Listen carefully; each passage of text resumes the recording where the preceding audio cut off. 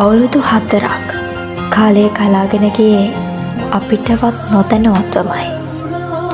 Campus ජීවිතයේ අන්තිම මාස කිහිපය ගෙවිලා යද්දී අපේ මාස්කෝම් එකේ අපේ ෆැමිලි එක එකතු වෙලා ගියපු අවසාන ට්‍රිප් එක. නිකන් ගමනක් නෙවෙයි.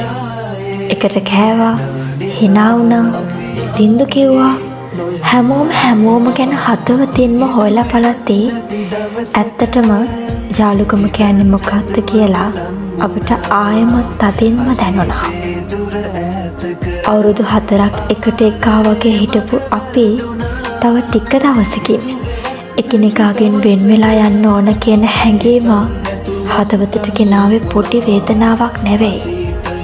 ඒත් ඒ වෙන්වීමේ වේදනාව ඇස්සේ මේ ගමන අපේ බැඳීම තවත් තදින් එකතු කළා. මේ ගෙවෙන්නේ අපේ යුනිවර්සිටි ලයිෆ් එකේ අවසාන දවස් ටික වුණත් මේ ලබාගත්තු මතකයන් නම් කිසිම දවසක අවසන් වෙන්නේ නැහැ. කාලේ අපිව කොතැනකට අරන් ගියත් මේ hina වුණු මොහොතවල් අපේ හදවත්වල සදාකාලිකවම තියේවි. මේක වෙනවීමක් නෙවෙයි. සදාකාලිකවම හදවතේ රැඳෙන ආදරණීය අමතක නොවන මතකයන් ගොන්නක්.